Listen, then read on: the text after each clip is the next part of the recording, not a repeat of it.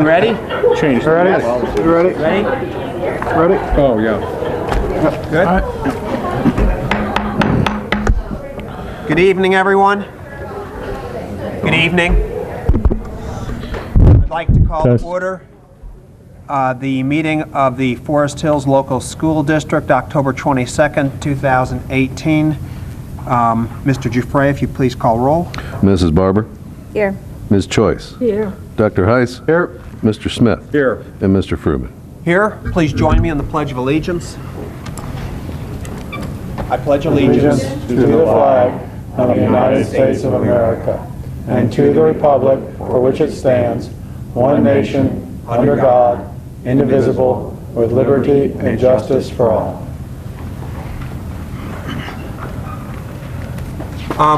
Safety briefing. Exits, of course, where you walked in, and we now have an exit at this end of the room. Can I have a motion to adopt the agenda? So moved? Second. Mr. Giuffre? Mr. Smith, Yes. and Dr. Heiss, Yes. Mrs. Barber, Yes. Ms. Choice, Yes. and Mr. Fruman. Yes.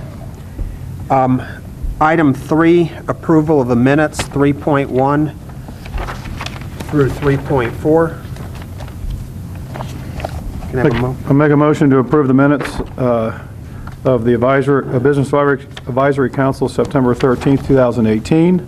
The Finance Committee meeting, September 13th, 2018. The Human Resources Committee meeting, September 14th, 2018. And the regular meeting, September 24th, 2018. Second? Mr. Giuffre? Dr. Heiss, Yes. Mr. Smith, Yes. Mrs. Barber, Yes. Ms. Choice, Yes. and Mr. Fruman. Yes. Correspondence. Yes, sir. I have three items. The first is from Anna Polivka. She is a Hobie of Southwest Ohio participant, which is the Hugh O'Brien Youth Leadership. It says, "Dear Forest Hills School District, School Board, I would like to thank you so much for sponsoring me to my trip to Hobie.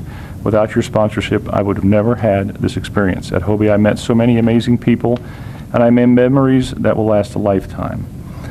She goes on to say, "I will carry with me throughout my life all of these experiences." We had an activity where we had about 2 hours to discuss a problem within schools, then come up with a solution and a creative presentation, then shared it with other groups. This activity in particular helped me strengthen my teamwork and public speaking skills. Once again, I would like to thank you for this amazing opportunity. That was from Anna Polivka, and we have another one from Jaden Riggs, who writes to the board, "Thank you so much for contributing to my tuition so that I could attend Hobie. This has truly been such an amazing experience, and I have grown into such a strong leader. I would love to start a conversation regarding some of the amazing lectures that I participated in.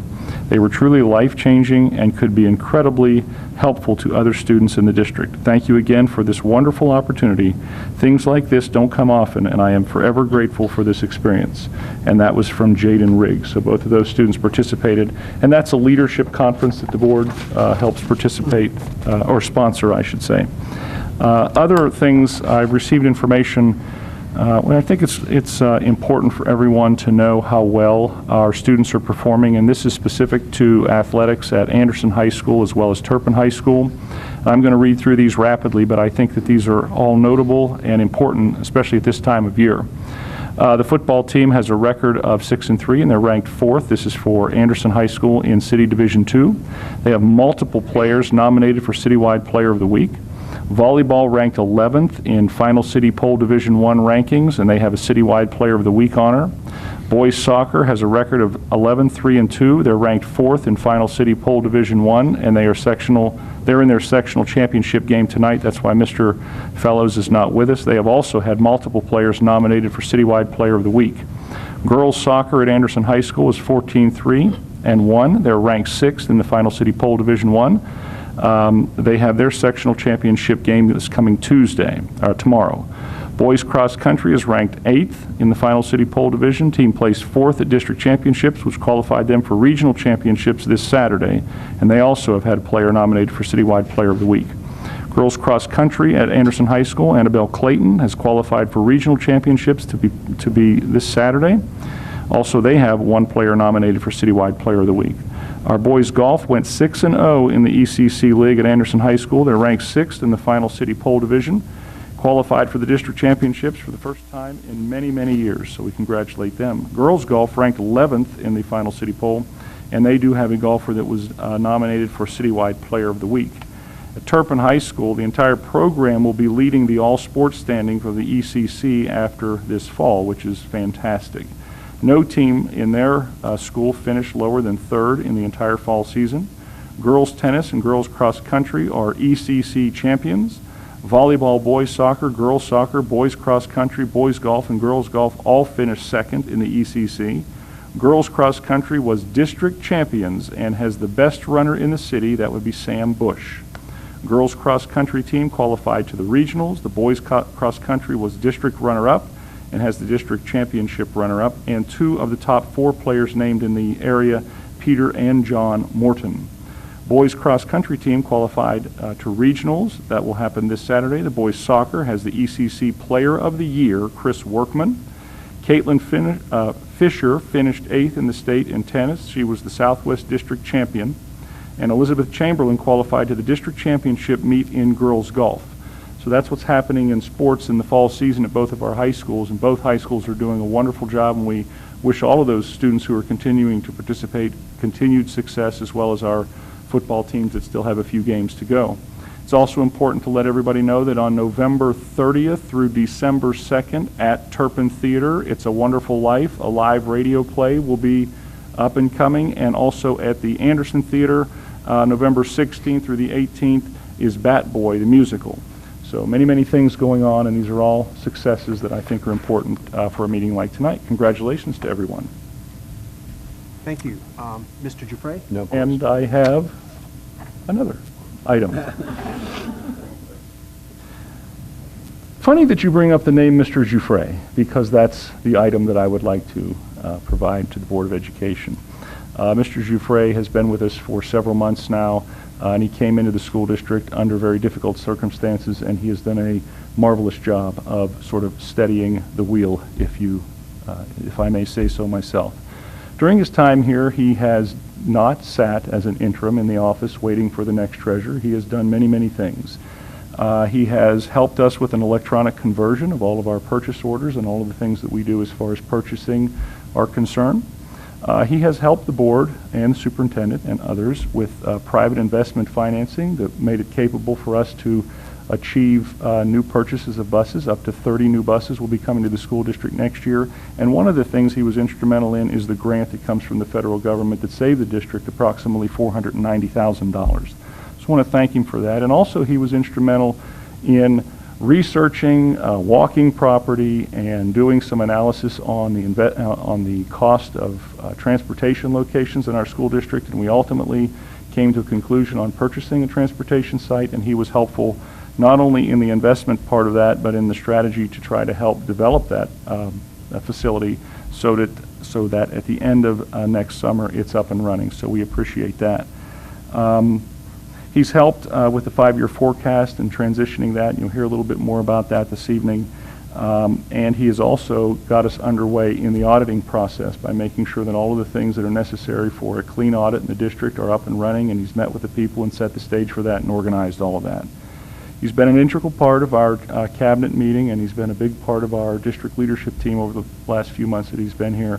And we're very thankful, Mr. Dufresne, that you were able to come to our school district and to help us through a very difficult time. I thank you personally. It's been enjoyable getting to know you and some of your quirks, as you would say.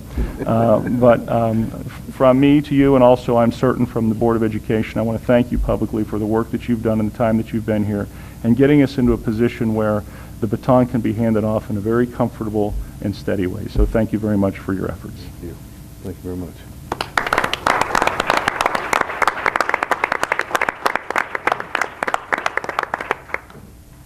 Yes, the board truly appreciates your steady hand and assistance in what I think is much actually more than several months.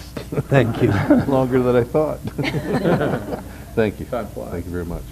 Other correspondence, board members? No, sir. Procedures for public commentary. This meeting is a meeting of the Board of Education in public for the purposes of conducting the school district's business and is not to be considered a public community meeting. There is a time for public participation during the meeting as indicated in our agenda under public commentary. If you'd like to speak, there is a form that can be filled out. Please fill it out, turning in up front, and you'll be recognized at the appropriate time in the meeting. Item 5.1, Nagel Middle School Academic Flex Time. I'd like to invite our new principal, Anita Eshelman, to the podium, please, and she's going to introduce our guests. Thank you. I'm excited to be standing here for the first time at a board meeting as the principal at Nagel Middle School, and even more excited to be able to do so to highlight one of our awesome academic flex times, and these ladies here who are going to share with you what they're doing during their AFT.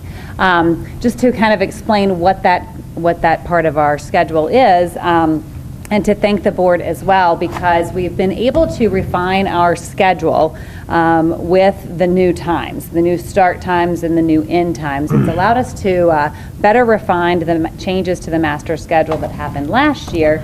And now academic flex time happens 3 times a week for 30 minutes. So they're getting 90 minutes of academic flex time a week. What that is across the board, 7th and 8th graders are getting interventions or time for enrichment or practicing in a particular content area. So these ladies are involved in an enrichment that they're going to share with you. An even better part of this is that when we do it as an entire school, that allows us to use every staff member to lead an academic flex time. So this group is not led by their science teacher, their social studies teacher, but Mrs. Cox, our orchestra teacher, and she's here as well. I met these ladies when I was, swinging through and learning about all of the AFTs going on. They were on sewing machines in the back of the Learning Commons here. But they were wanting to raise money and getting some information from me about it. And so when Mrs. Daggett asked if I had something to highlight, I said, absolutely. I said, these girls are doing something really awesome for a really wonderful purpose, and I wanted them to share with you. So please introduce yourselves and then. I'm Megan Hunter. I'm Lily Hayward. I'm Shania Grant. I'm Kelly Lamb. And I'm Jill Sloan. And today we are here to talk about our AFT. Our AFT is a service project for girls called Days for Girls. Around 20 parent girls in House 4 have chosen to do this AFT. Our AFT reaches beyond Nagel and people across the world. In our AFT, we cut, sew, and assemble the parts to make reusable feminine products for girls in developing countries so that they can stay in school when they are on their period. We're doing this because girls in Kenya have to miss a week of school every single month due to periods. And every year, at the end of the year, they have to take a test, and if they fail this test, then they can immediately get married off. I'm going to cover the parts that we're learning while we're working on our AFT project. Most of us have never sewn on a sewing machine before, so we got to learn how to do that and learn how to sew precisely, because you can't just sew everywhere.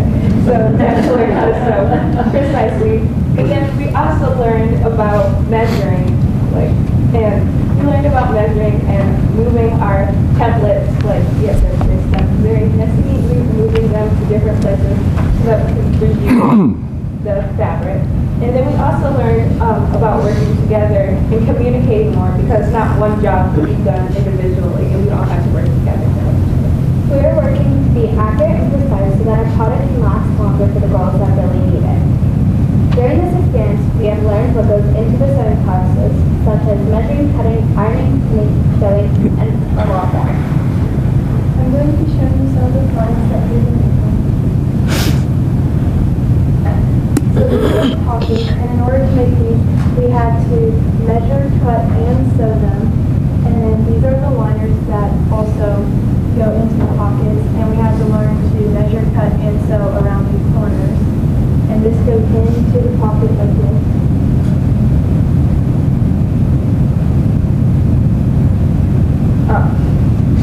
I'm going to pass around the liners and... Thank you. And then this is also a bag that they can take to school, and it is for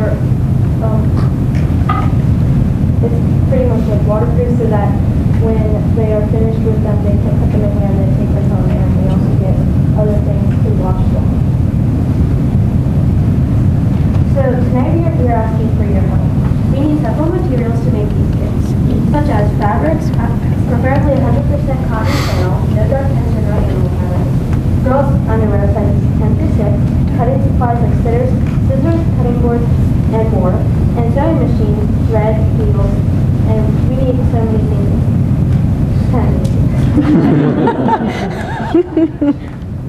We are also working on a grant trying to get a grant from the Forest Hills Foundation so that we can buy the materials and sewing machines, string, and fabric. Any questions?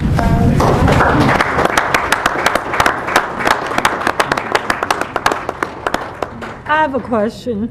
So can you get a list out to the community and parents as to what specific things you would need?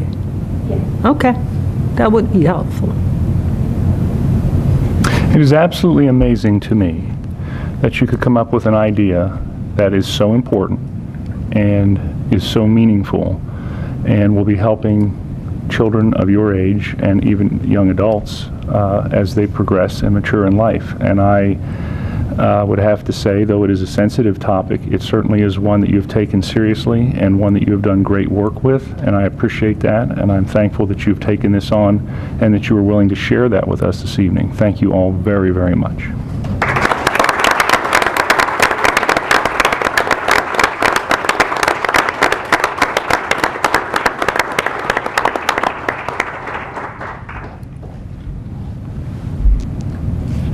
Thank you very much.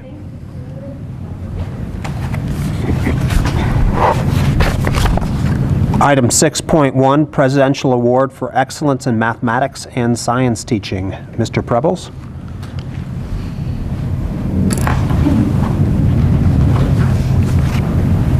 Well, I would like to invite Wendy Theismann to the podium, please.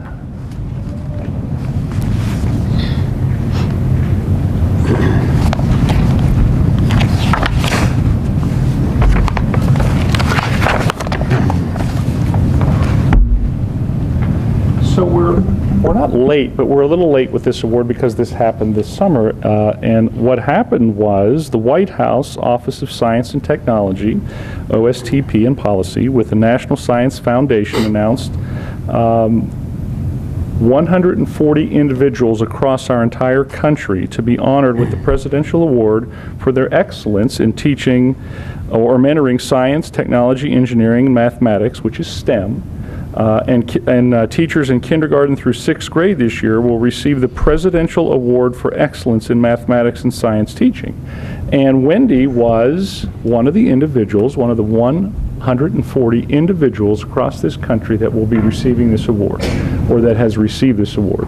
And we felt that it was extremely important, though it happened in the summer, to make sure that not only Wendy, but our entire community knew of the importance of this award and the importance of teaching STEM in our school system, especially since it is part of the board's strategic vision and is embedded throughout our entire curriculum, pre-K all the way through 12th grade. And so it is an honor for me this evening to present Wendy with this award and to also have the board acknowledge that. And it is my recommendation that the board acknowledge and approve Wendy Theismann for receiving the Presidential Award of Excellence in Mathematics and Science Teaching, recognizing excellence in STEM teaching.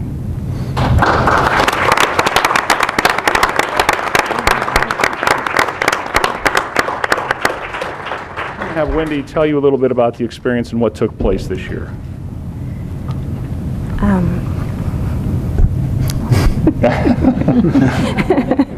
So this journey began actually 2 years ago for me when I was nominated by a student for this award, and it was very touching that she saw in me this set of qualifications in order to nominate me and to write the nomination. And that journey began, and because I also asked my students to strive for excellence, I thought, okay, here we go. And one of the requirements was to practically write a narrative about your philosophy and answer questions. And that ends up being about 11 pages of writing about your teaching, and there's videos that you submit. There's letters of recommendation that have to be submitted, and then you also submit evidence of your whole teaching career. On that, you wait, you submit all this, and then there's a committee in the state that recognizes all the applicants and does a extensive evaluation of the materials that the evidence that you've provided, and they pick a finalist, and the finalists are then sent to the White House, and then you wait. And so it was quite a long journey, and very wonderful to meet so many other professionals and to represent so many wonderful professionals in my building. Some who are sitting there who will be recognized next for all the work that they do. Quite a wonderful honor, and we have so much to be thankful for in our district. It's truly a blessing how much we provide for the students here in our community. So, thank you. Thank you.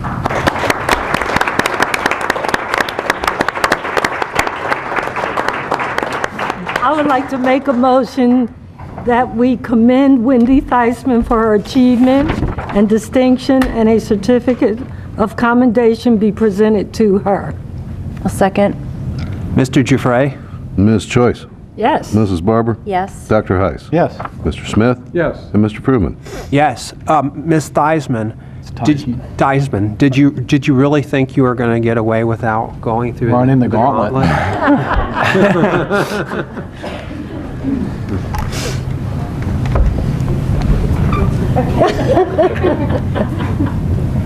Is your family with you this evening? Yes, my family's with me. Behind every good teacher, there's a husband, right? Yes.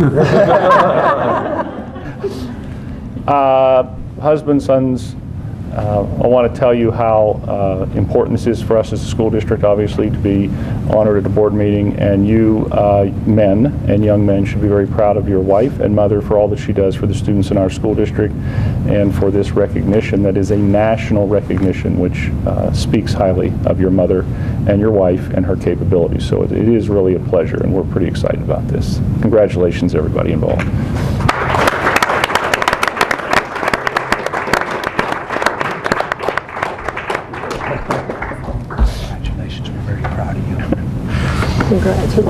She said, all of my kids. So.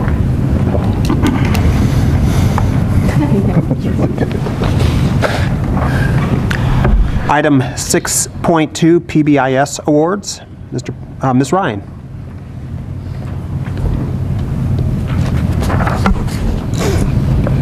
This is a motion to commend Sherwood, Turpin, and Wilson for their achievement and distinction in receiving the 2018 PBIS awards. I'm going to ask that the three teams who are here this evening come on up.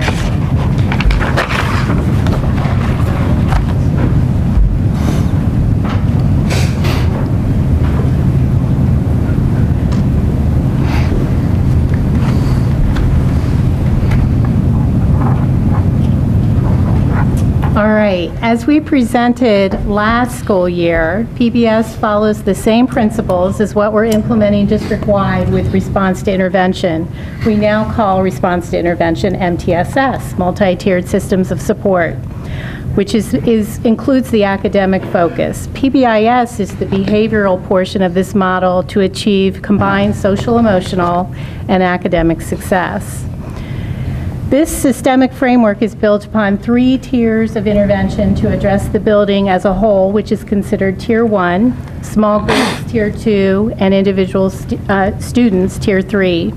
All of our 9 buildings across the district have developed building-wide teams, have participated in formal trainings with our state support team, and have begun implementation. As part of these efforts, all of these buildings have applied and received recognition for their practices in the implementation of PBIS.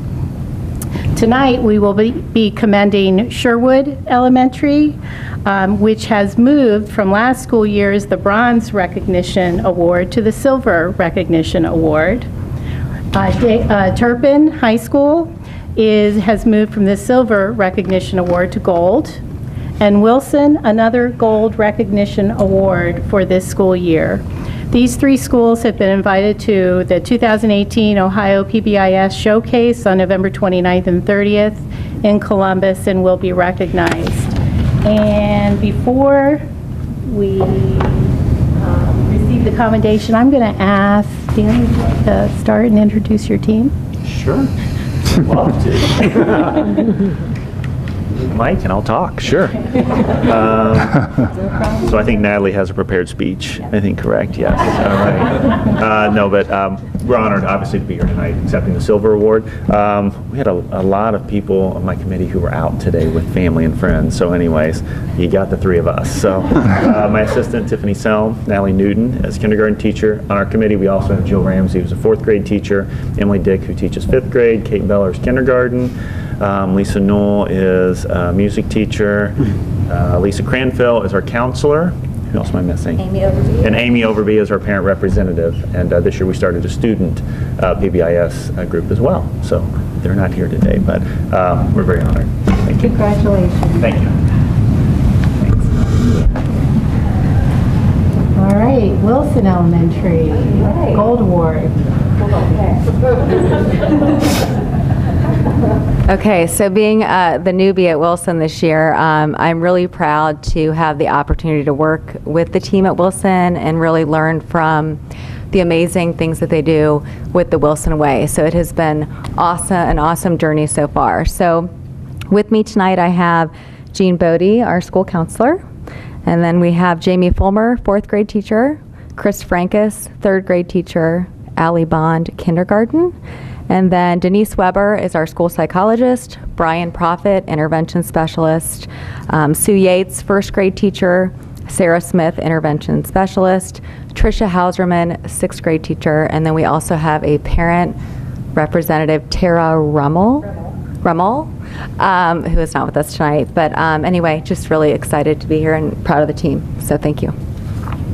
Thank you. Thanks. Turpin High School, Cami.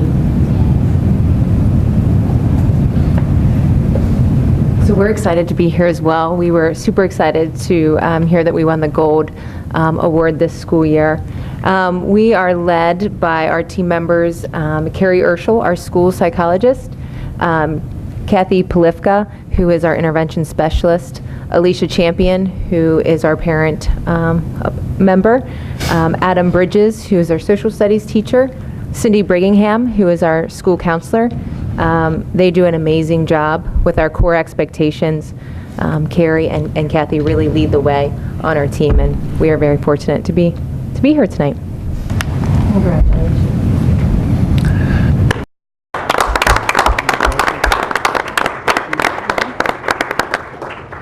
I'd like to make a motion to commend Sherwood, Turpin, and Wilson for their achievement and distinction in receiving the 2018 PBIS Awards as presented. Congratulations.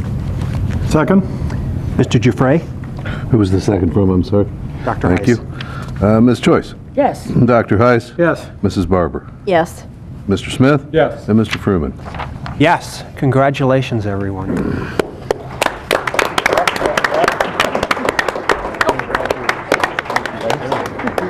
Thank you. Congratulations. Good job. So important what you're doing. Congratulations. Oh, so important. They need it. Congratulations. It's exciting. You guys are so special. Congratulations. Good job. Love it, love it. Congratulations. Great work. Good job. Thank you for all you do. Okay.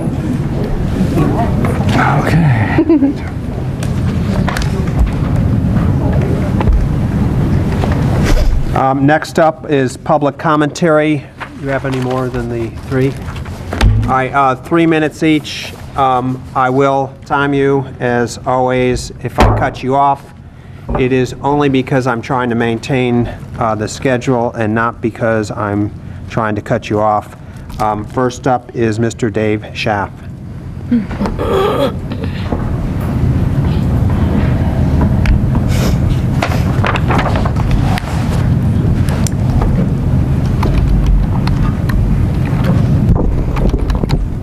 Good evening. My name is Dave Schaff, and good to see several of you. My son is a 7th grader here at Nagel and just graduated from Wilson, so it was great to see some old faces here. Some of you I met during the 2014 campaign, including Erica Daggett, so I know there's some news later, but good to see some folks here. Just 2 quick topics. One on I believe a newer lunch policy at Nagel around parents not being allowed to go to lunch with their students or their children. And then also just around the community engagement efforts by Donna Lauver and Adam Samuels, which is just purely a support for their efforts and just some feedback. One, I believe, and I have not talked to Ms. Eshelman about this, so I do intend on reaching out to her, but my understanding is that the policy changed this year where parents are not allowed to attend lunch with their students here at Nagel. And in fact, this morning when I was in the office, I was told, well, that's more of a thing you do with your elementary students. I personally, as a father, don't intend on stopping that as old as my son gets. So I just wonder if there might be an accommodation around allowing parents to come once or twice a month, you know, like on a Friday, first Friday, third Friday, something like that. So just something to consider. Second, and how much time? You've got 1 minute and 18 left, if that's the question. That's fine. So the other was just a little bit of a follow-up around the conference that we had at the end of last school year at Crossroads, and my son was there, and he did a presentation, and he did it in conjunction with 2 corporations getting their help: GE Aviation, their additive division, and then also Autodesk, Tinkercad's division. And he worked with 2 corporate executives, and he was finishing up 6th grade, so I was really proud of him for doing this. And I just want to continue to encourage the board to support the efforts. I know we just heard a presentation around STEM and how important that is, but I know my son would like to lead here at Nagel around what he's trying to do, and just encourage the board to stay engaged on those topics and kids that are out there networking, trying to make a difference. Thank you. Thank you. Barbara York.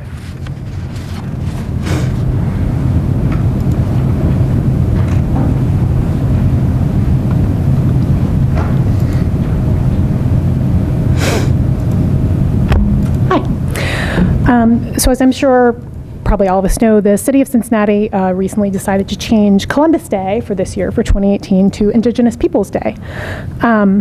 And in making this decision, Councilman Jeff Pastor said that he'd been planning to vote no on this, but he listened to the speakers and he was moved to change his mind.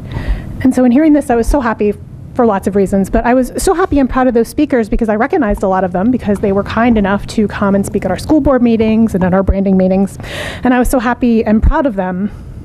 And at the same time, I was very embarrassed and very ashamed of Anderson Township, because why didn't we listen to them? And why didn't we change our minds? So we know every time the issues surrounding Native peoples come up, it comes back to Anderson High School. And indeed, in most of the articles I read about Indigenous Peoples Day, it mentioned Anderson High School. One of them, Jerry Neary, who spoke at one of our school board meetings, said this. He said, "We may not change Anderson Township this year. A lot of that comes with education. And a lot of the education will start with Indigenous Peoples Day." Now, since the purpose of our board is to make decisions to best educate our children, I just think it's difficult to argue that the Anderson High School mascot helps with this goal in a very real way. I think the mascot means we're failing to educate our students on this issue.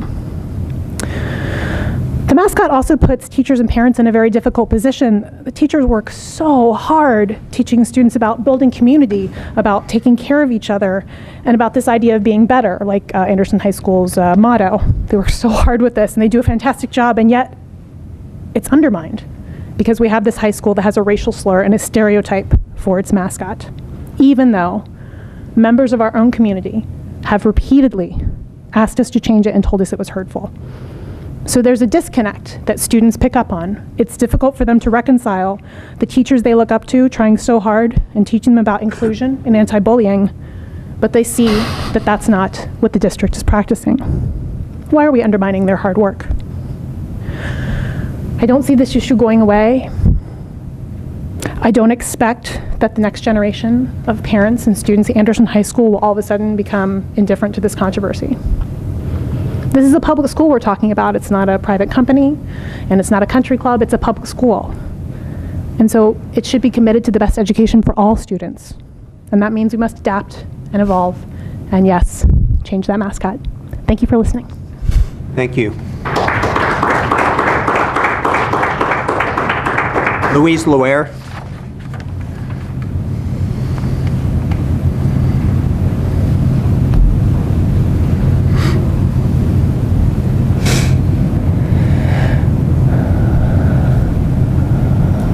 Good evening. Native Americans have been in the news a lot this past month. First, at Christ Church Cathedral, at their Native American workshop, Sandra Whitehawk spoke about the boarding school era. Between 1869 and the 1960s, hundreds of thousands of Native American children were removed from their homes and families and placed in boarding schools by the federal government and by churches. By 1925, there were over 60,000 children in Indian boarding schools. They were forbidden any and all expression of their native cultures and were physically, emotionally, and often sexually abused. The expressed intent was cultural genocide, the destruction of native cultures and communities, captured in the refrain, "Kill the Indian, save the man." At the same time, Native American mascots began to emerge, gaining popularity in the 1920s and 30s when Anderson High School adopted our current mascot.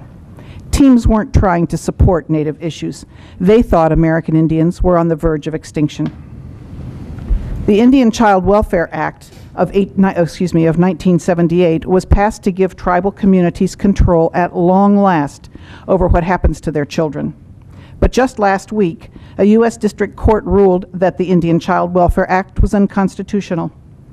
Native American author Susan Devon Harnes said, "They are still trying to dismantle American Indian culture and traditions through the removal of our children.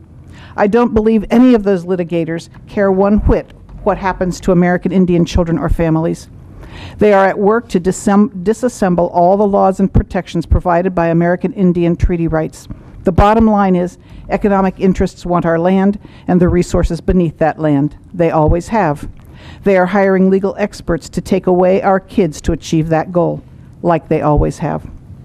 Last week, the Supreme Court declined to overturn North Dakota's controversial voter ID law, which requires residents to show an ID with a current street address, knowing full well that many Native residents have a post office box, which does not qualify.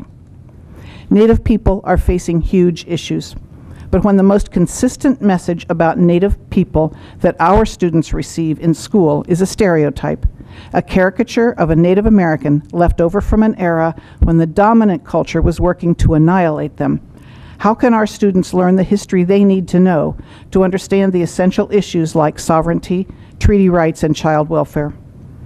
The film More Than a Word, which explores the use of red skin as a mascot, says that mascots are not the most important issue facing Native people today, but it adamantly states that there will be no meaningful progress on any of those issues as long as mascots teach false history through stereotypes. Thank you for listening.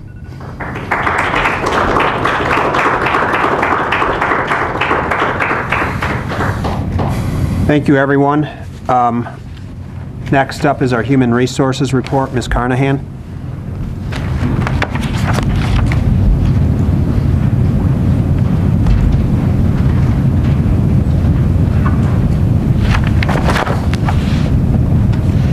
My annual report to you regarding the HR office, what we do, and some specific data points as well that I wanted to share with you today.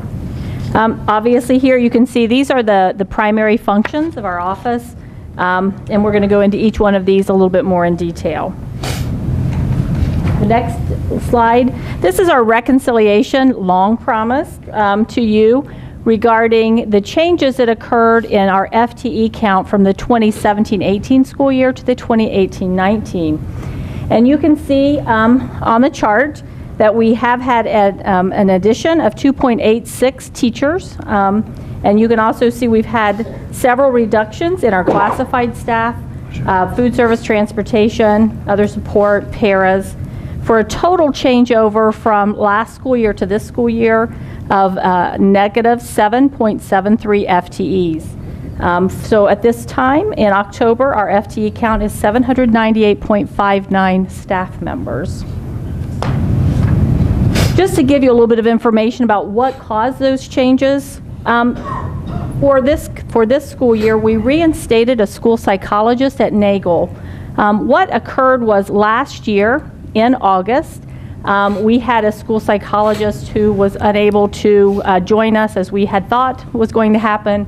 At that point, we could not find another school psych. The school, I don't know if there are any of our school psychs left here, but they did an amazing job working very hard last year to cover Nagel. But it's always been the plan that we would replace that particular position. So that's what occurred this year. We went out very early. We found a school psych, and so are very pleased with the person that we hired here for Nagel. The 1.0 FTE reinstatement of the innovation specialist at Turpin, again, it was all part of the plan. If you recall last year, our media centers in both of our high schools were under construction. And when we had a natural attrition of someone leaving, we chose for the 17-18 school year not to fill that position, thinking that we would just wait until this year to do so when the building was back in a better place. And so that's exactly what happened. We also have added a 1.0 technology teaching and learning specialist. And that person is really, it's a great position that we found to be very helpful. They're a liaison between our technology department and our teaching and learning department. And they have responsibilities in both areas and are working very hard to make sure that our teachers are integrating technology in the best possible ways.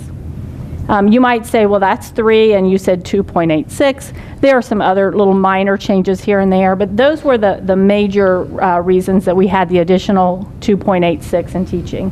But where's the added technology? Where does that person reside? They're actually in the central office. That's where they're housed, but they are really out in the building a lot. For all of our specialists, all of our teacher leaders, we really have them in buildings much more than we have them sitting, in central office, but that's where their office is. The other staff, as you recall, there were some changes in most of these. These were areas that we had reductions. In drivers, there was, our staffing is based entirely upon the routing software, and so that's why we are down a little bit. Richard did anticipate that number would increase a little bit, next month because he is still trying to fill a couple routes. Paraprofessionals also staffing just based on student needs. Betsy always holds back a para or 2 position if she doesn't need to fill those, just in case we have students who move in during the school year, and so that is, again, what's occurring this year. In food service, I talked to Tia Strauss, and she said there's really less participation in the school lunch program this year. And so October is her big month to determine what it's going to look, hopefully look like for the remainder of the year. So she also said there's a possibility there could be some adjustments upward projections there for food service. And then in other support, we did reduce a procedure nurse. There was some study hall monitor time that went away.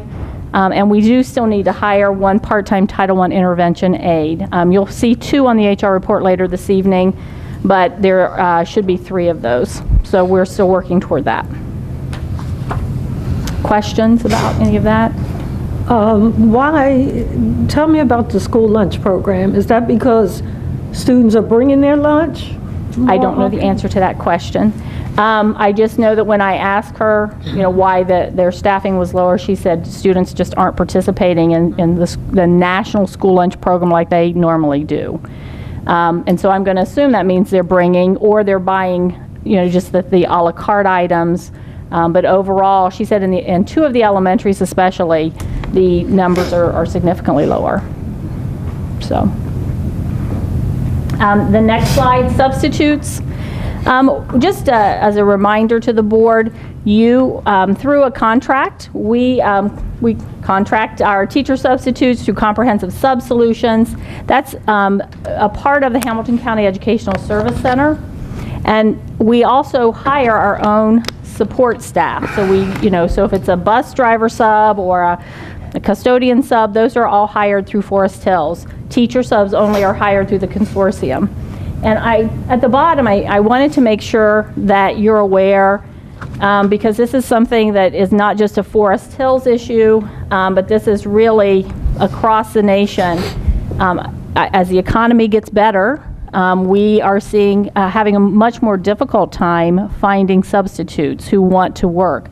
It's hard enough to find teacher substitutes, but to find substitutes who want to be in some of these support staff roles of custodians, bus drivers, paraprofessionals, it's very difficult. Last week we had training for specific training for many of our special education staff members, including some paraprofessionals, and either 3 or 4 of the paraprofessionals positions were unable to be filled by subs. Even though it was a small group of paras that came to the training, 3 or 4 of them were unable to get subs. And so, it is something I think we're going to have to keep our eye on, because I think all of us want our people to be where they need to be. They need to be with our students and so forth.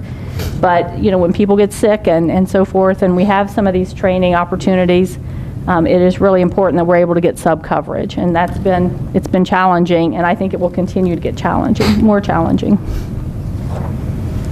The next page, quite lovely, nice blue, green colors here. This is our elementary staffing grid. This is our target class sizes. If you see any of these areas where you see a blue cell, that means that our class size target is being met within plus or minus 2 students. So for example, in kindergarten, the desired class size or target size is 19. So anywhere you see blue, that means it's somewhere between 17 and 21 students. If it is greater than 2 students difference, you're going to see it yellow if it's higher. If it is greater than 3 students, you're going to see a red area. And then if it is below 2, that's where you see the green. So in this, I'm really pleased to say you see many, many, many blues, quite a few greens, a couple yellows, and 1 red. Michelle's there. She goes, yeah, that's my red. But also I want to make sure the board knows that is an intermediate class. Even though it's a larger class size, we also have paraprofessional support with that group of teachers.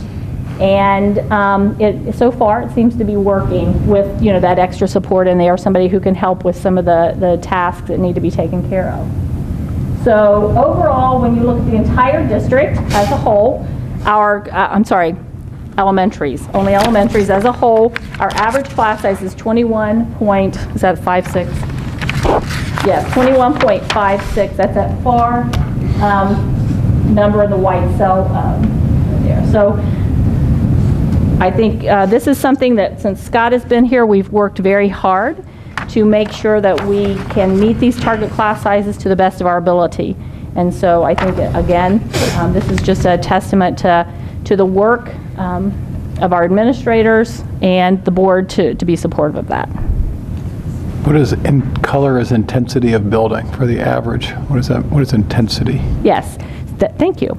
Intensity of building this is a project we started last year. We took a number of factors. We considered information such as free and reduced lunch, the transiency of students. The special education, so if the students were very intensive in special education needs, low intensity in special education needs, and we developed a number grid. And the buildings that were the most intense are red. In this case, kind of a light pinky red. Those buildings that were not quite as intense were yellow, and then the buildings that would, obviously be the least intense of all had the fewest, number of students with disabilities, or at least with high intensity of disabilities, free and reduced lunch, are in green. And so while this is a new lens that we're using to look at the district, the elementary, and we actually also have this for our middle school and high school in terms of the intensity. We're hoping to begin to really use that to make decisions. We started it this year, and we hope to continue to grow this and use this in the future to, so if, for example, if a building, I'm not going to use any specific building, but if a building has a little bit higher class size than our target, and they're a green building, perhaps they might not get a little bit of get that extra support. Whereas if it's a little larger class size and it's a red intensity building, we might have, if we have the ability to do so, we might have another resource given to them or some additional support. Yeah, thanks. We also are responsible in HR for licensure. And you can just see the numbers there of about how many folks we monitor, either licensed or credentialed. Quite a few. 550 coaches and advisors, aides, paras, teachers, and administrators. So those are all folks who have some kind of a credential through the Ohio Department of Education that we monitor and make sure that they maintain those credentials. Labor relations, I think Mrs. Laver's here tonight. I think I saw her earlier. And, I think we work really hard, not only our office, but all of us work very hard to have these good relationships with our 3 labor management groups so that we can avoid, or at least take issues when they're small and maybe work on them so that we can avoid having them grow into something that's larger. And so it's just very good. We have regular meetings with these folks to try to problem solve those issues. Background checks. So these are the groups that we also monitor background checks for. Our employees, parent volunteers, and then also third-party vendors. And so you can see here, we don't have the numbers for all of these, but I can tell you tonight that we are going to approve 250 parent volunteers this evening, and that's just the people that have come to be background checked since last month. And September was probably about the same number. We background check a lot of people in our office. We think it's critically important. We're not, I don't want you to think we're complaining about it or anything like that, but there are a lot of people that go through this district with background checks. We also are responsible to coordinate the benefits for the district in conjunction with the Treasurer's Office, so that's kind of a joint project. Our open enrollment period is coming soon, beginning next week, as a matter of fact. We also are responsible to coordinate the District Insurance Committee, assist in the Wellness Committee, and then this year I've been the president of the SWOOSH board. And currently we have 9 member districts, so we've grown a little bit since we joined, several years ago, and I think that we will continue to grow to a reasonable place in SWOOSH. Rates I have on there. There has been a slight increase this year in our health insurance benefits. It would have been much greater had we not been a part of the SWOOSH consortium. But because of that, for our employees, it's about 4%. The board picked up a little bit more of the share due to our negotiated agreement that we had, the way the contract language is written. But again, being a part of that SWISH consortium has been so far very positive for us as a district. Let me ask a question there. Is there a plan to give us like a mini presentation on SWISH at some point, just as far as where we are and maybe what some of the risks are, that type of thing? We can certainly do that. That's not any problem. We've got a menu of presentations throughout the year, if that could be added. We sure can. Again, like a mini one, just to keep us up to date on, because that's really important. Yes. But anyway. Yeah, we can do that. It's just some additional miscellaneous HR functions. Obviously, we're responsible for recruitment and onboarding, the inter-district transfer process. We monitor staff absences. I think something that's very important is ensuring compliance with either state or district evaluation tools. And I'm very pleased to say that this year we have added or actually changed to a more comprehensive evaluation tool for our support staff.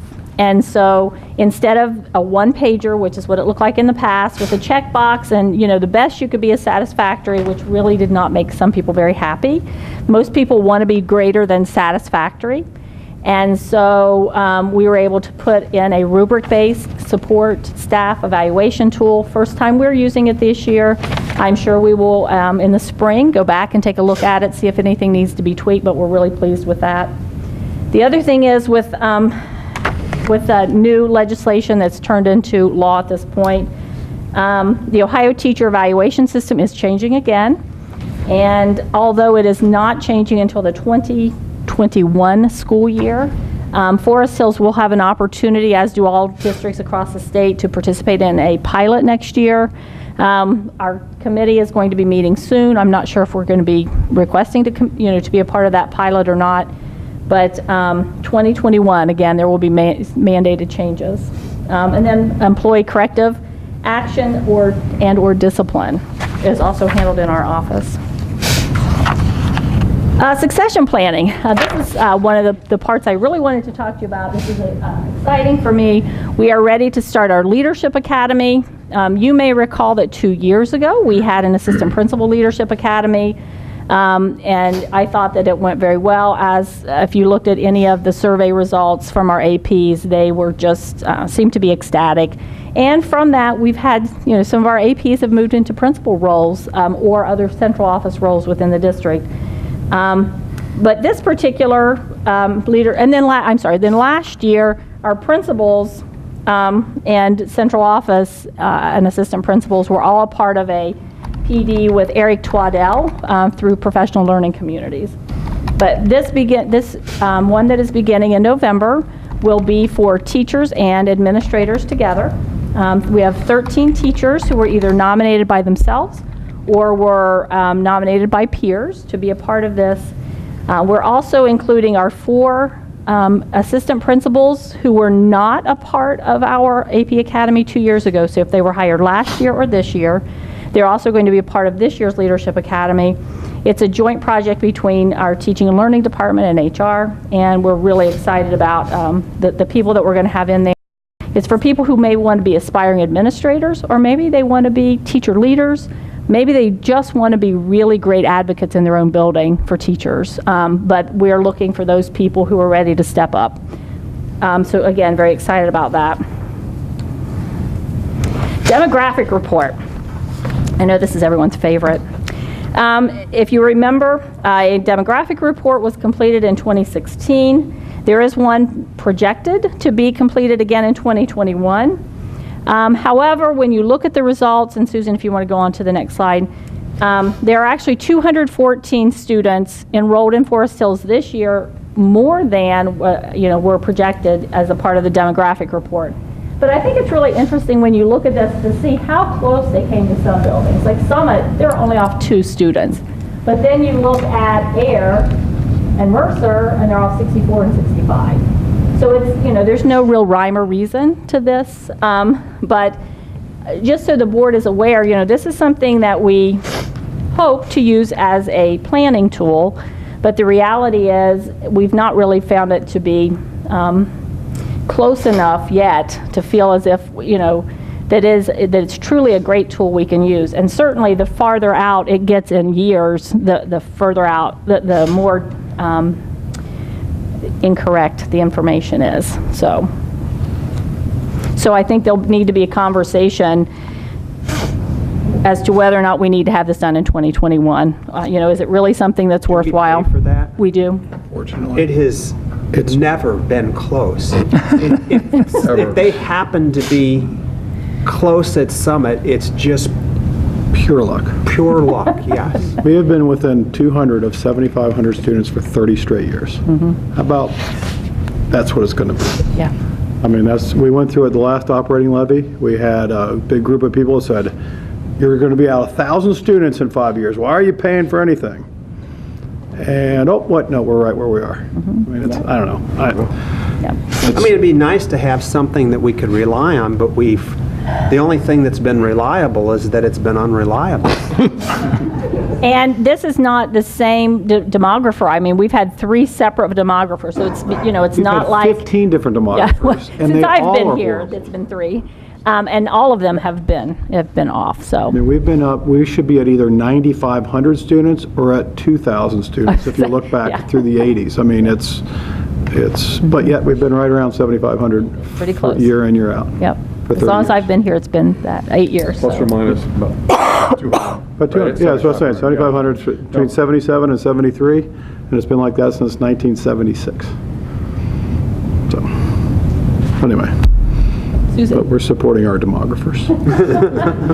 Trends to monitor. This has not really changed. There is going to continue to be a growing shortage of teachers, specifically in some areas. The sciences, the maths, and especially in secondary, intermediate and secondary levels. Intervention specialists. You heard me talk a little bit about the psychologist. In August of any year, if we're looking for an elementary teacher, we can find one.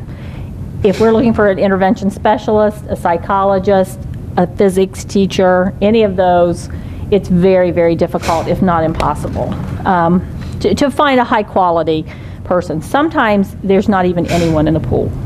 It's not even a matter of quality or not. That's not that we would hire someone who was not quality, but sometimes there's just no one. I mean, when we looked for psychologists a year ago in August, there's no one. So just to be aware, this is, again, not just a Forest Hills issue. In many cases, we're probably in a better place than most districts. People want to be here. They want to work here. But there are, those late hires are the ones that are difficult for us. Administrators, no different. We may have 75 people who apply for an administrative position, but the reality is of those 75, maybe 20 meet our criteria, and of those 20, maybe 10 are of a quality that, we would have an interest in hiring. And then again, difficulty finding quality substitutes. We already talked about that. So the things that we're continuing to work on in HR, before I retire, we are going to have a new HR database. We've been working with Alana. She would like to bring a program called eFinance on. And eFinance, the state software is going away for treasurer's departments. And she would like to bring on something called eFinance. We're looking at a sister program for HR that would work very well with this eFinance, and I think we're ready to start moving, and we're really thrilled about that. May I interrupt for a second? Sure. I heard Tammy say that she will not be retiring until this is done, and I can tell you that as a superintendent, this is the 14th year we've been working on this in the state of Ohio. And so, Tammy, when you're at my retirement party, would you say nice things about me? Sure. The hope here is that you don't retire. That's the whole point I of haven't it. submitted a resignation yet. So anyway, pardon me, but I wanted to make that notation in the public meeting. We are also, we've made strides in our onboarding process for our support staff. I feel like we've always done a really nice job with our certified staff, but we're improving in our support staff, and then we want to continue to develop a deeper pool of substitutes. So we're getting close to the end. HR Suite, we moved. If you haven't been there, though, I wanted to give you a little bit of information, let the public know. In July of this past summer, which, is not a busy time in HR at all. In July, we were, not doing anything else. So we decided we would move into the west side of what is the current central office building, and what the bank used to be there. And so we moved, and the space is amazing for us. We actually have room now to do everything we need to do.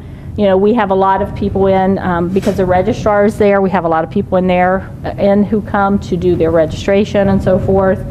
We have space for our personnel files with us, so it has just been a very suitable space for us. Now, people laugh when I say this, but we really want to use the drive-through at some point. We want to, once we get, acclimated to our place a little bit more, we'd like to use the drive-through, and no, not for drive-through fingerprinting, but rather if, being a grandmother, I've learned it's hard to take kids in and out of car seats. And when you see these poor moms who are getting out of their cars with 3 kids on their car seat, and it's raining, and they bring in one piece of paper, you're like, oh man. So our hope is that we'll be able to use that drive-through at some point. So if people just need to drop information off, that they'd be able to do so. Debbie Conover is super excited about that, I can tell you. Me too. So we're going to just take a quick tour if you haven't had a chance to come in. When you walk in, this is what you see. We have a little table here for our students to color or read books while their moms or dads do whatever it is they need to do. That's our main reception area. This is what you see on the other side. This is where the registration happens and so forth. We have a small waiting area as well. This is Debbie at her desk. Angela actually has an office. If you see to the right of Debbie, you can see some windows. That is where Angela's office is. Angela needs some private space because she often has meetings with parents and so forth, and with employees about leave, sick leave absences and so forth. And so it's good for her to have that door that shuts. So just looking down the hallway, we have our private restroom now. We're pretty excited about that. We have the file room with the third door there. And then this is our little lunch area we have in the back that could always be converted into another space if we need to do so. This is our conference room and my office. And I had to clean my desk off for that. And I believe that is it. I have a question. Includes the, do you have a different entrance? No, I do not. I only have the one entrance. We could actually get in and out through the little lunchroom. Well, we can't get in. We don't have a key to get in. But we can get out that way. Okay. Any questions? All right, thank you. Thank you.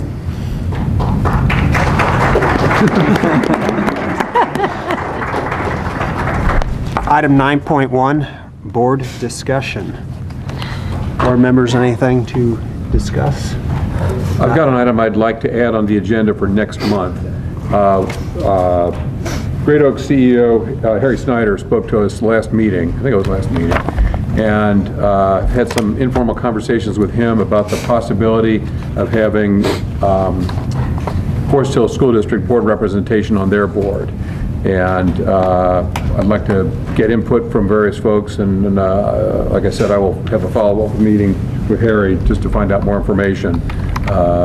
But I think that's something I'd like to get input from this board to make sure that there is interest in that, because as we do more and more with Great Oaks and our students participate more and more with those programs, which I think is the direction that our administration wants to take us, it might be valuable to pursue that, but I'd like to add that for the agenda for next month.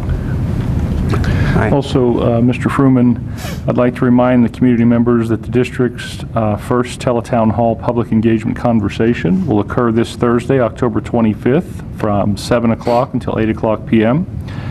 I will host a live conversation via phone connection with our entire community that evening. The purpose of the conversation is to engage school district residents in a discussion regarding the need for additional resources to the district.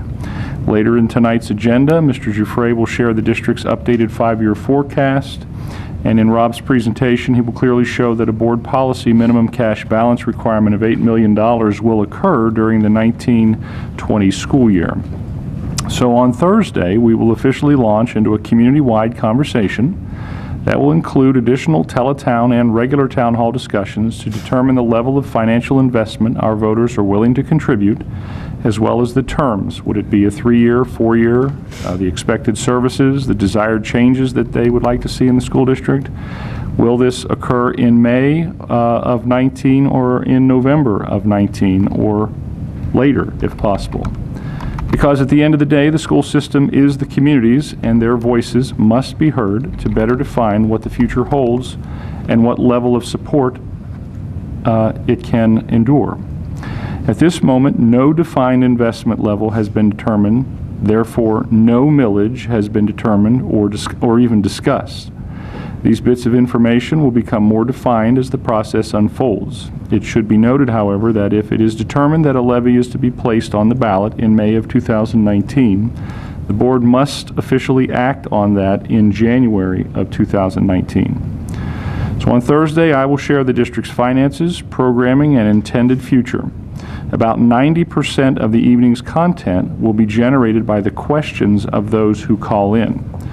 On Wednesday of this week, I will send another invitation for those who would like to participate in the very first Teletown Hall, again, Thursday, October 25th from 7 to 8 o'clock. And on Wednesday evening, I will share specifics of how you get on that conversation. Thank you, Mr. Prepples. Item 10, are we going to move into consent agenda? Can we do 10.1 by itself? Mr. Broadwater?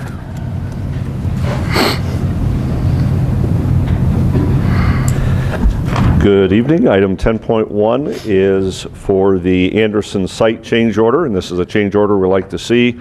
It is a deduct of $9,958 due to the, we don't need to install the gate or the hardware at the Anderson site since we're from the transportation department. So that is a change order of a deduct of $9,958. The superintendent recommends the board approve the change order submitted by Performance Construction in the amount of $9,958. We have a motion? So moved. Second. Mr. Giuffre? Dr. Heiss? Yes. Mrs. Choice? Yes. Mrs. Barber? Yes. Mr. Smith? Yes. Mr. Fruman? Abstain. Starting with 10.2 will be on consent agenda. Okay, item 10.2, this change order is due to the testing of the quality of air at Anderson High School, specifically the administrative offices, to ensure that the air quality was standard and above standard. And the superintendent recommends the board approve the change order submitted by Travelers Bond and Specialty Insurance in the amount of $1,077. For item 10.3, item 10.3 is for the detention area change order for Evans Landscaping. This is due to finding unusable fill dirt in the detention area that needed to be removed from the site. So the superintendent recommends the board approve the change order submitted by Evans Landscaping in the amount of $6,015. Item 10.4 is the change order for district-wide HVAC controls.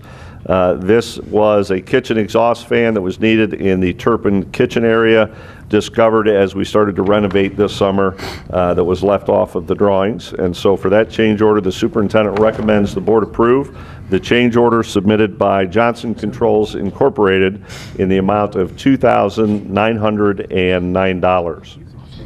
For 10.5, that is a change order for Summit Elementary. This change order is due to the completion of Summit being after the original completion date. Therefore, it's for extended services as we completed Summit Elementary.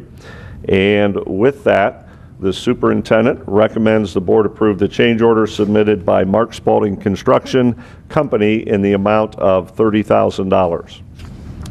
For 10.6, change orders for Turpin High School. Change order 56 is for $9,483, and as I shared with the board prior to the meeting, this is due to some electrical work where we moved sprinkler heads out of the gymnasium where we thought the kids could get to them, and we wanted to make sure they were in a safer place. Rewiring of a media center projector due to existing circuit configuration. We reworked some electrical in the kitchen area as we renovated this summer. And also we opted to install some attic stock tile that we already had, rubber tile, in the by the pool entry door for the safety of the kids. So that is change order 56. And for change order 57, which is in the amount of $16,254, that is for, as we discussed, the lintel above the former main entry right by the cafeteria needed to be replaced, as well as brickwork. So this was for the lintel repair work at the dining entry, and that was for $16,254. So for 10.6, the superintendent recommends the board approve the change orders submitted by Monarch Construction Company in the amount of $25,737. For item 10.7, this is a good one. It is the Ohio School Safety Training Grant that myself and Mr. Eckert will be working on, which is due November 1st. And it is a grant to provide much-needed professional development dollars for school safety and school climate programs and training, including the support of school resource officer certification, training, active shooter and school safety training, educational resources, training to identify and assist students with mental health issues, and any other training related to school safety in conjunction with local law enforcement. So the grant really is designed for training. That is what the grant can be used on. So the superintendent recommends the board approve the Ohio School Safety Training Grant from the Ohio Attorney General's office in the amount of $41,358 as presented. And for 10.8, the facilities update, we will take a look at a few items. First, looking at Anderson High School, we've got a sky view of that is the auxiliary gym as we finish it, and then you've also got the front where we've got the new entrance, as well as the front of Anderson High School is about 95% complete. We still have some items that need to be finished on the front of Anderson High School, but we're moving in a very, very good direction. Next slide, this is what is going to be the wrestling room. And the wrestling room is due to be open November 1st, so we're getting close to finishing that up. The wrestling room is the large part of the old weight room, if that helps you kind of identify where it's at. But we've got a November 1st completion date for the wrestling room at Anderson High School. Next, this is the smaller part of the weight room, which is now going to become a percussion room. That's on the bottom. So the percussion room, if you have been there, that's where the garage door is. So our percussion items will be able to go right out the garage door onto the field, and it'll work a lot quicker for us. This is the old wrestling room, which is the old gym. That is going to be our new band room, and that is scheduled to be complete December 10th. So we're looking at over Christmas break, we'll probably be able to move our band in, and we'll be good to go at Anderson High School in the band area. And the last part of Anderson, this is the Anderson site. You've got the detention area, and I thought we would put it up there so you could see what it looks like if you haven't seen it from that view. But you have on the top, if you notice from Forest Road, which is up top all the way to where our transportation department is. In working with the township, they had requested we put a walking path up through there. So we've been able to work that into the project, and it came out very, very nice for students to be able to walk up through there. Part of the site project that's left is fencing along the top. So we'll have it fenced in with a nice gate for the kids where we can close it or open it depending on what we want to do. The other on the bottom, if you look on the other side of the football field, we had asked the construction company doing the work if we could have a field and work it into the project, since they were moving fill anyhow, and they did an awesome job. That's a pretty large size field that's been leveled out and has grass on it, and it's coming in very, very well. So the detention area is pretty much finished. Looking at Turpin High School, the good news is we've got, this would be the math rooms that are phase 6, which is in the top floor. Those are scheduled to be complete October 29th, so it's coming up very, very quickly. We will have the math teachers moving in there. The technology and furniture is the last piece that we have, and it's ready to go into the math classrooms. And then as you look at the next one, it really is all that upper level Phase 6 that we're looking at, another classroom, some hallways, and again, that will be done October 29th. And again, a hallway that's at Turpin High School.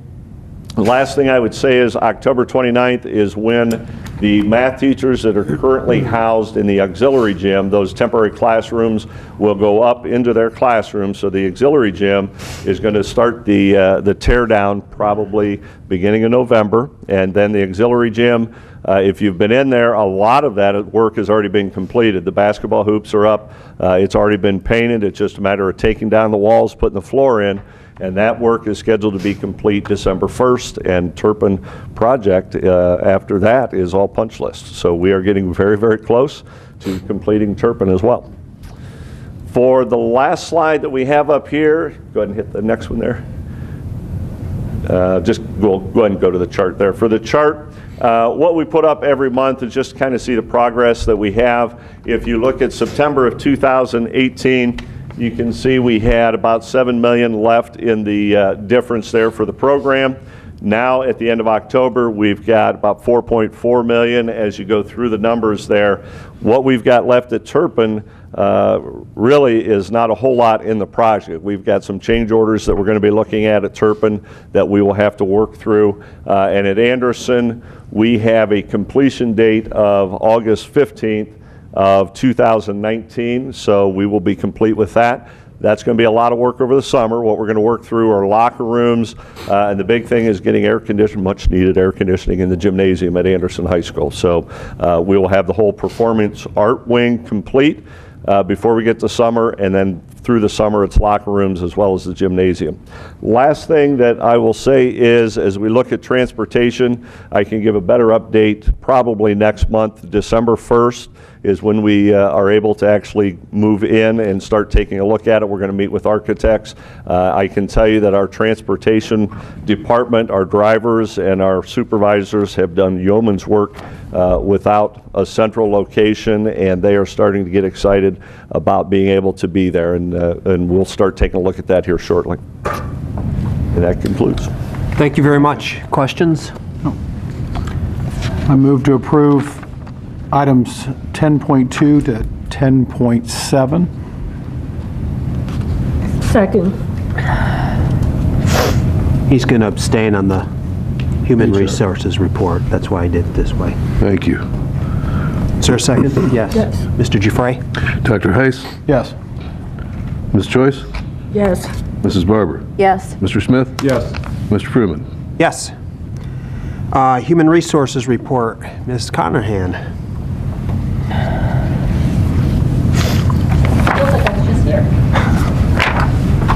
All right, item 11.1A, retirement. Chris Frankus, 21 years with Forest Hills. She will be retiring at the end of this school year. You may recall Chris was just up here with the PBIS group from Wilson, so certainly we wish Chris the very best in her retirement when that takes place next summer. Item B, we have resignations. Erica Daggett, our Associate Director of Communications, is resigning effective November 2nd. We also have classified and a couple of supplemental resignations. Item C, which covers E, F, G, and J.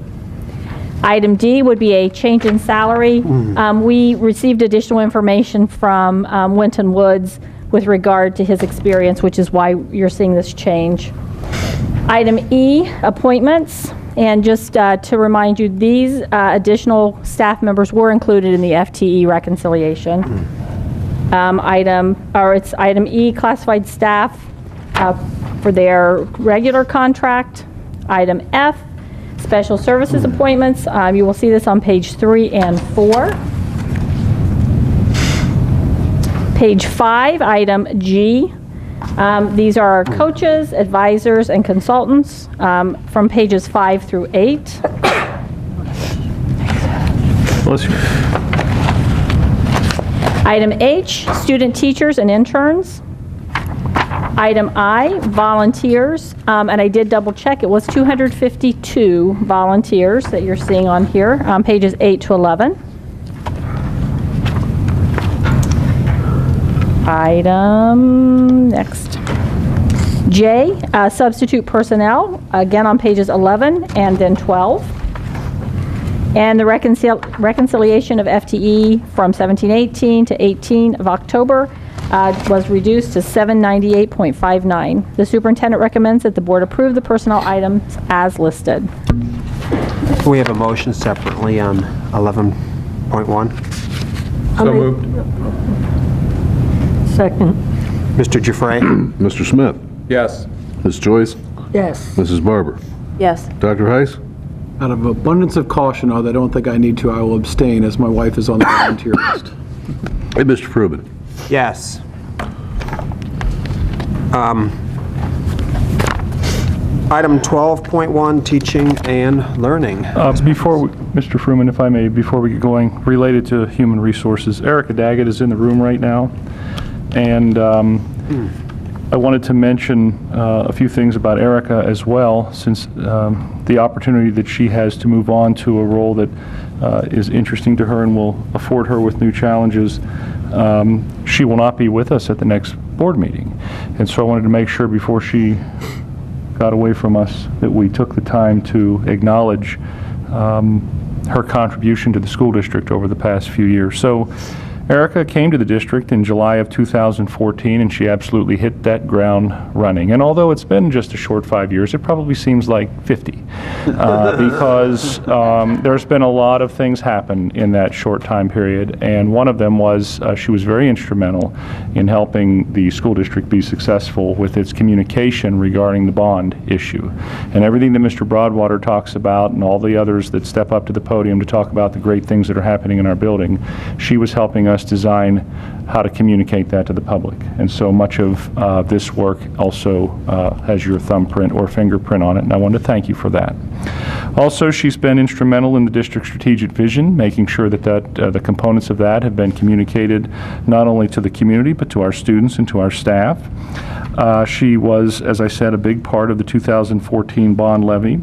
She's a member of our cabinet team and our district level administrative team, and she's instrumental in the planning of infrastructure type things that have to do with technology, as well as communication and all the communication with our support groups, parent groups, community groups.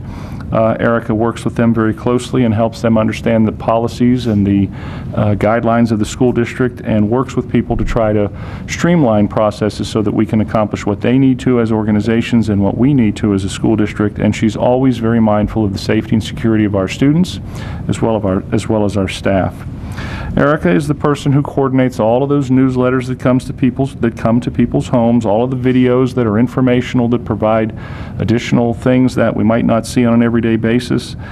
She produces the informational cards that are sent out, and she has expanded our footprint, and that was a goal of the Board of Education to more local footprint. So you see the Forest Hills School District in the Cincinnati Enquirer, you see them in the Cincinnati Magazine, you see them in philanthropic magazines that are throughout the Cincinnati area, and that is through the efforts of Erica Daggett and the work that she does. So she's expanded our local footprint, and that's important with the many schools that are competing with us for the best of Ohio's students. We've earned several Ohio School Public Relations Awards. Erica's leadership for excellence in communication and excellence in branding and messaging of the school district. She is instrumental in working with our PTAs and our PTOs, as I said before, and she's been sort of the conduit between the superintendents and those organizations to ensure that all things happening there happen in an efficient manner. She is part of the Empower, Engage, and Excel development, as we are reminded daily in my office, to make sure that we stay with the message and stay with the branding, which is extremely important. And so there are many, many things that I have not discussed this evening that Erica Daggett has had her hand in, so to speak, in positive ways. And it's a difficult position when you are the person who has to remind people of what the policies are and what the procedures are and how to navigate through an organization this complex that serves so many. And so many times the director of communication is the one that's the no voice or the let's check it again voice. And sometimes that's misinterpreted. But I can tell you at the end of the day that the no's and the let's check it again were all about kids and the protection of those kids and this school system and its vision and its work to achieve that vision. So before you go on to bigger, better opportunities, I wanted to say thank you very much, Erica. It's been a pleasure working with you, and I wish you the best, and I'm certain that our community appreciates, as well as our Board of Education, your work. So thank you very much, and best wishes to you.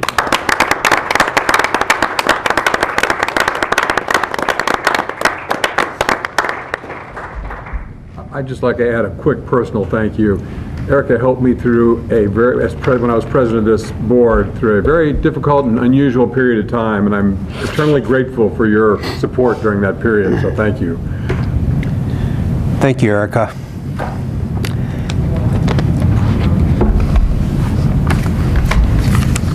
All right, teaching and learning, Ms. Pence.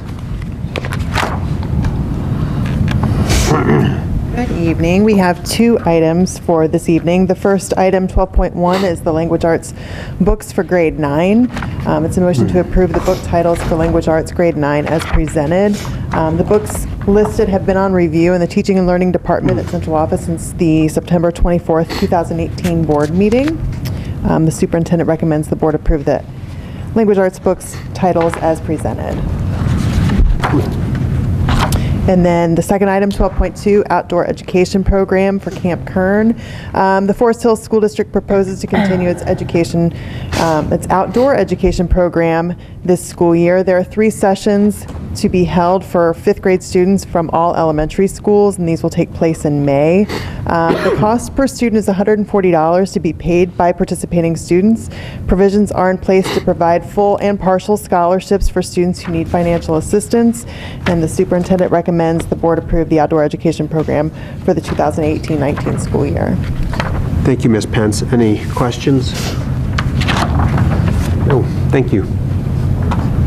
Treasurer's report, Mr. Giuffre. I have to get there. So, item A is donations. And we have donations of $2,945, the lion's share of which has gone to the Anderson Achievers. Item B is a statement of board accounts, which is cash position that ties to the reconciliation. Item C is estimated revenues year-to-date to actual. And items D and C are our appropriations to expenditures by function and by object. And item F is our bank reconciliation. Item G are the 2 portfolios, the general fund portfolio and the bond portfolio. Item H is our amended appropriations. And then the board service fund, item I. Item J are employee benefits, which is a listing of the 2019 rates for the various benefit plans for our associates. And item K is a new student activity fund, HOSA, for our health club. And item L is our 5-year forecast, which has been updated for the 2018 actual expenditures. It's kind of a difficult document to talk about without having it up on the screen, but basically this is what is being submitted to the Ohio Department of Education with footnotes, and it takes into consideration, and I would say the one thing that I would like to point out is that as you look across the top line of general property taxes, which in 2016 is higher than 17 and 18 is higher than 19, it's because we've had some activities that are unusual. One being a reclassification of TIF property from general property taxes, another being an exemption of Class 2 property for the Mercy Anderson. And then also last year, you may recall that there was in 2017, at the end of the tax year, there was a strong push of folks that are paying property taxes for 18. And so when I inquired about how much of a difference that was, I was informed that normally there's about a 3.8% of folks that are paying their property taxes, 3.8% in value, paying their property taxes in advance of the prior year. But in 2017 for 2018, it was 9.5. So a 5.7% difference, which is pretty material on a $40 million line item, which is why it's pulled back by a couple $1 million. And other than that, I have reviewed this with Alana Cropper, the treasurer-to-be, and we feel very comfortable that these numbers represent the district well with regards to what we might expect. Typically, you want to be 2% over on your appropriations and 2% under on your estimated revenue. Probably is more like 1% under, but we believe that these values represent well what the district needs in order to be able to determine what our needs are going to be for any additional revenues that we might be requesting from the public. Thank you. Questions for Mr. Giuffre? All right, do we have a motion for 12.1 through 13.1? So moved. Second. Mr. Giuffre? Mr. Smith? Yes. Dr. Heiss? Yes. Mrs. Barber? Yes. Ms. Choice? Yes. And Mr. Fruman? Yes. Reports to the Board of Education, item 14.1, Business Advisory Council Report. We don't have one, but we have, our next meeting is Thursday, November 8th, 7 o'clock. Thank you. Policy Committee. Policy Committee met, I think it was last week, for a number of hours.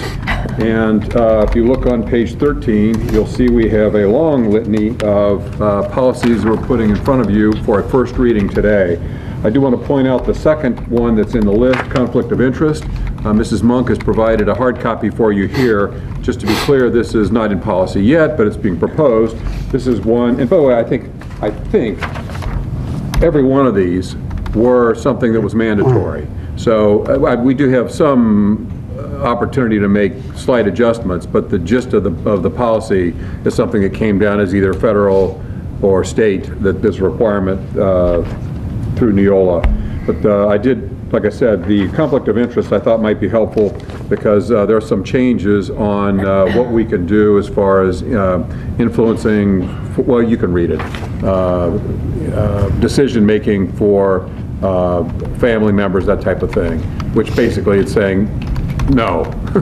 but it's our responsibility to be aware of that, and I think we do get a copy of this every year at the beginning, at the organizational meeting. But there were a few policies, just to be clear, so we're not just rubber stamping. There were a few policies that are either district-specific, that we've either asked for more information on or have pulled for action at a later date.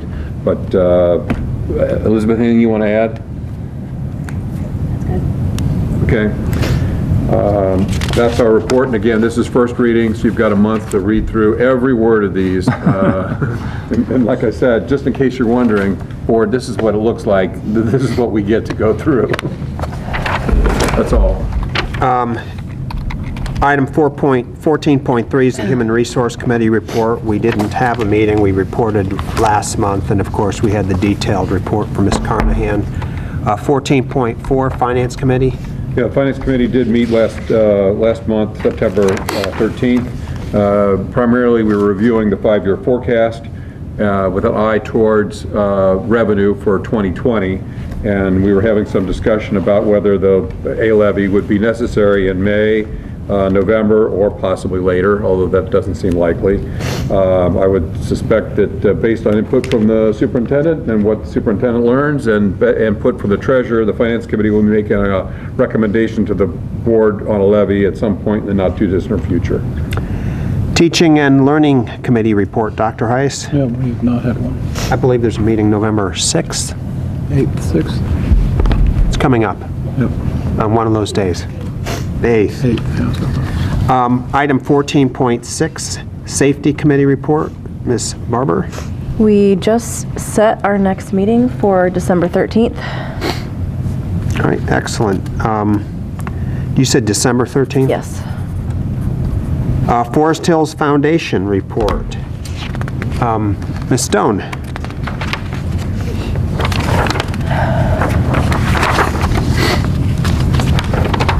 Good evening. Glad to be back at Nagel.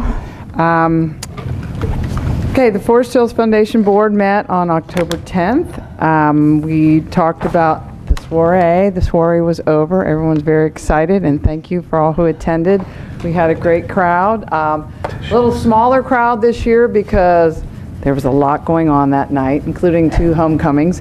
However, we made more money, so that's the good thing. That's the bottom line. Less people, more money, so we're very happy. So next year when everybody comes, we're going to make even more. Right now we're talking about our Giving Tuesday campaign, which is the Black Friday, what is it, Black Friday, whatever, Cyber Monday, Giving Tuesday. So Giving Tuesday, we're going to start focusing on that and rolling that out here in the next few weeks so that people are prepared for Giving Tuesday.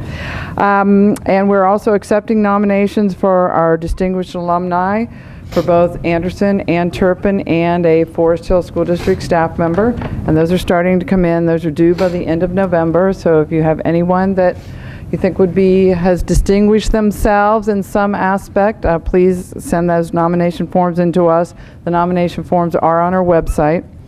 And finally, just what's coming up just within the next couple months is our, I guess 3 months, is our interviewing skills class that's open to sophomores and junior high school students. It's on a Sunday afternoon here at Nagel, and we're looking for community members that might be interested in conducting those interviews. Each student gets 2 interviews, one-on-one interviews, and they're really helpful for students that are looking for college scholarships or for jobs. So it's a really good thing we do for the foundation to give our students soft skills. So, and that's it. And our next meeting will be on November 14th. Excellent. Thank you. Legislative Liaison Report. Mr. Smith. Based on my state office, I had the opportunity to meet with Mr. DeWine and Mr. Cordray, as well as Mr. Husted and Mrs. Sutton, and talk with them about education issues. And I have to admit, I was impressed with their knowledge and the platform that they actually both, believe it or not, both candidates had put together. Regardless of who wins, we're going to be in better shape come January than we are right now, based on the support or lack thereof from the governor's office. But a couple of bills that I think are important. One of them is House Bill 512. That's the one that is the Department of Education Consolidation Bill. Essentially, ODE would go away as we know it today and be combined with workforce development and whatever the higher ed group is. My understanding is that there's not support for that in the Senate, but it wouldn't have a direct impact on us, but it would certainly have a direct impact on our district office. So the good news is it looks like that is not going to fly. Let's see, there were a couple of other key bills that I wanted to touch on. One of them was Senate Bill 34. Apparently this comes up every so often. It's a bill that would require school districts to not start school until after Labor Day. Apparently this comes from the entertainment industry. That's another one that apparently does not have the traction to become law. And another one that's been hanging around for quite a while was Senate Bill 85, House Bill 200, the income-based voucher proposal. Apparently that has getting more traction. It would allow families with household incomes at or below 400% of the federal poverty level to be eligible for a portion of the full voucher amount. Voucher amounts, as proposed in legislation, would increase from $5,000 to $7,500. The impact that would have on school district is obviously that all gets deducted from the school district. They're playing games with how that would actually be funded, but again, that's something that would have an absolute negative impact on public education. So I would look for the board's support as we go lobby against those bills. The interesting thing is, after the election, it's called the lame duck period, and our lobbyists call that the crazy period, because anything can happen. And so that's why they always try and keep an eye and keep pressure on some of these bills that we really don't want to see happen. Two of the big issues that are floating around right now, one's the report card. There's a lot of interest in revising that. Actually, I sit on a state committee that made a lot of recommendations to the State Board of Education, as well as our legislature. My understanding is, so far, none of those have been implemented. We've got a meeting Wednesday, so we're going to regroup and hear more about what the possibilities are of making some progress on the state report card. The last one was the graduation requirement. There was relief given for 2018, and administrators help me make sure I've got this right. But at this point, there's no plan from the legislature to give us relief for 2019. And I think there's a lot of, there's building pressure to have them do that, but I think they're digging their heels in to try and make sure that that they don't look like they're giving in. So we'll see what happens there. My understanding is that will have some impact on some Forest Hills school district students. It does have impact. And I know that the state superintendent presented to the Ohio School Board Association regarding, I think, his hope that they would extend that to the 2020 school year, graduating class. So, as you say, there still isn't word out on that, what the disposition of the Ohio School Board Association is. The last thing I'll just share, as I've traveled around the state over the last few months, this came up with some of the awards that were given to our teachers, and the presidential winner brought this up. We don't realize how lucky we've got it in Forest Hills. I've met with board members from all over the state, and what we have here, they can't even dream of.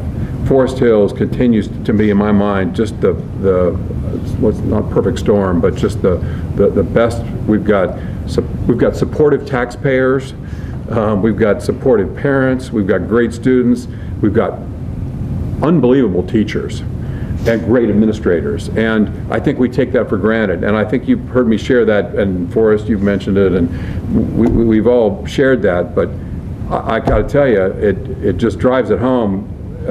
As I was, like I said, traveling around the state, meeting with board members from all across the state, we have what they can't buy. And so I'm so grateful for all those groups that make Forest Hills what it is. And again, if I sound like a broken record, I'm sorry, but it just, I've actually learned to temper what I share about Forest Hills with other groups, because it sounds like I'm bragging, to be honest with you. But anyway, again, I'm very grateful for everybody that, and our board, quite frankly.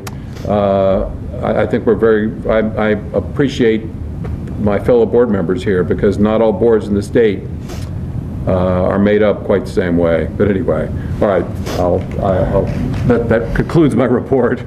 Thank you, Mr. Smith. Forest Hills Teachers Association report. Ms. Lawler?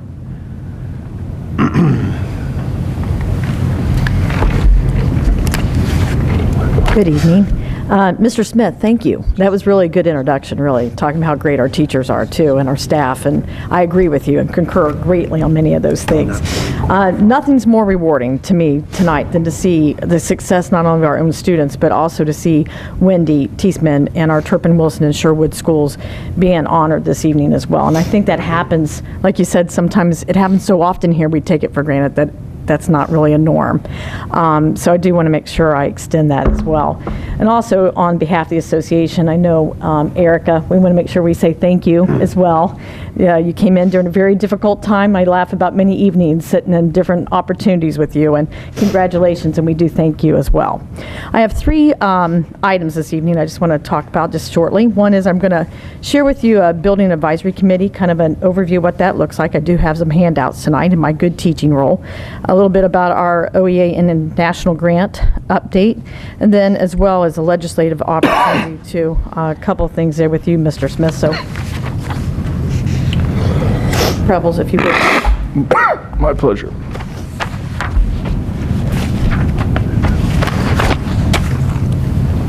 So the first item that I've put it here for you is just a kind of a mock-up. I've talked a lot about our building advisory committees and our district advisory committees, and this is just a sample. We set up a template for each building when they go to meet with their principals and the building reps. And kind of just, I mean, this was just, like I said, they just started back up this September. Some of them met in August, but trying to get them in a little bit of a flow. But what that allows for us to do then, it's a template that kind of shows through, and then it allows the staff and the building principals to work together, discuss issues, how they do that. And then at the top, if you notice, it all saves into a month. So if I want to look back and go, okay, what's the trends that I see across the board? I can look at every month and kind of see what the options are happening across the district. And that allows our district advisory committee to make sure we're working and listening to all 9 of our buildings. I think, Mr. Smith, you make a good point as I speak on the next level of that. But what happens is, it is interesting sometimes when you get outside of Forest Hills and you start realizing. So on my second adventure on this, just to kind of share, I wanted to share with that, kind of just a flow of that. But 2 weeks ago, I was, on behalf of the association, I attended St. Louis to the national leadership training for association presidents, where FHCA has received its second national grant in less than 5 years. So we were 1 out of 10 out of 14,000 applications, which was pretty cool. And it is one of those moments when you kind of go, wow, and then you kind of say, just like Mr. Smith does, because I sit and listen and I try to compare and understand where are we, how are we performing, and we do have a very special opportunity here in Forest Hills. I had one person, is actually a president from Maine, who said to me, she said, you sound like you have an amazing school. And I go, I do. I have great people to work with, and we can agree to disagree, but in the big picture, she said, can I see your contract, because I really want to know more about that building advisory committee. So there were 10 presidents from across the United States that were saying, we like that kind of flow, that's the kind of coordination, the collaboration that we all need to be able to look at and decide how to work together. So on that half, we were able to progress and see that was a good opportunity for FHCA, but it's also a good opportunity for Forest Hill School District to be out there and being viewed as a collaborative, good work environment and working towards the best of students. My third item this evening, which on the very back of this, I very rarely do this, but there is one page there. I just ran a quick article off for you, and I highlighted a couple things. And just like Mr. Smith does, I attend a lot of state legislative items and deal with that. And this one kind of caught my eye, and I thought I would just share with you. So there is discussion about Title Federal 4A funds. I thought there was an article included there for you, but also we concur as well with House Bill 512, Senate Bill 34, and House Bill 200. We're in agreement with you, Mr. Smith, and the other educators in Ohio, where we stand with those. And then those federal funds, I think you might enjoy that little article that I included there. I think it states it best when we say, let the teachers do their jobs in the classroom. That's where we think our strengths are. With that, is there any questions? That's for your reading pleasure, by the way. Thank you, Ms. Lawler. Thank you. Item 15.1, Dr. Heiss. All right. Pursuant to Ohio Revised Code, Section 121.22G1, I hereby move that the board adjourn to executive session for the purpose of considering the appointment, employment, dismissal, discipline, promotion, demotion, compensation of a public employee or official. And pursuant to Ohio Revised Code, Section 121.22G3, I hereby move that the board adjourn to executive session to meet with board legal counsel to discuss disputes involving the board and/or school district that are subject to pending or imminent board or court action. Scott, anything else? Those two? No, sir. Thank you. Second. Mr. Giuffre? Dr. Heiss? Yes. Mr. Smith? Yes. Mrs. Barber? Yes. Ms. Choice? Yes. And Mr. Fruman? Yes. Our next regular meeting will be November 26, 2018, 7 p.m. here. We do not expect to take action after executive session. Everybody, thank you for coming.